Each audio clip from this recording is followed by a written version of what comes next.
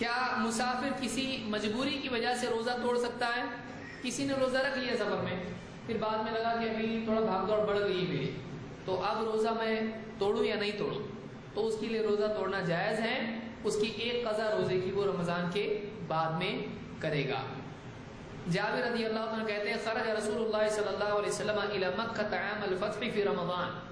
رمضان کے مہینے میں فتح مکہ کے سال اللہ کے نبی صلی اللہ علیہ وسلم سفر میں نکلے. فصام حتى بلغ قراع الغمیم فصام الناس. آپ نے روزہ رکھا اور آپ سفر کرتے کرتے قراع الغمیم پہنچے اور لوگ بھی روزے سے تھے. فبلغه ان الناس قد شق عليهم الصيام. آپ کو یہ بات پہنچی کہ لوگوں کو روزہ بہت ہی بھاری پڑ رہا ہے، سفر میں ہیں اور تکلیف ہو رہی لوگوں کو. فدعا بقدح من الماء بعد العصر. آپ نے عصر کے بعد پانی کا ایک برتن منگوایا، پیالہ منگوایا. فشرب والناس ينظرون. اور آپ نے لوگوں کے سامنے پیالہ اٹھایا اور پیا، اور لوگ آپ کو دیکھ رہے ہیں. وقت کون سا ہے؟ عصر کے بعد کا ہے. وہ اول وقت عصر ہوتی تھی اس زمانے میں، اس کے بعد گرمی باقی رہتی تھی. تو آپ نے پانی منگوایا اور اس کو پی لیا سب کے سامنے، اور لوگ آپ کو دیکھ رہے تھے. فافطر بعض الناس وصام بعض. اس کے بعد بھی کچھ لوگوں نے تو آپ کو دیکھ کر روزہ اپنا توڑ دیا. آپ کو بھی روزہ تھا، آپ نے روزہ عصر کے بعد توڑ دیا. آپ کو دیکھ کر بعض صحابہ نے بھی توڑ دیا. کچھ لوگ ایسے رہ گئے جنہوں نے اب بھی روزہ نہیں توڑا، پھر بھی روزہ رہے.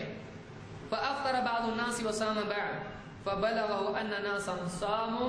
آپ تک یہ خبر پہنچی کہ اب بھی کچھ لوگ روزہ رکھے ہی ہوئے ہیں، توڑ رہے نہیں اپنا روزہ.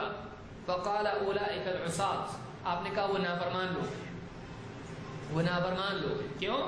اس لیے کہ آپ نے لوگوں کی مشقت کی وجہ سے اپنا روزہ توڑا تاکہ آپ توڑیں گے تو لوگ بھی توڑیں گے، اور یہ لوگ روزہ ابھی بھی نہیں توڑ رہے ہیں اور لوگوں کو اور کنفیوز کر رہے ہیں کہ روزہ توڑنا ہے کہ رکھنا ہے.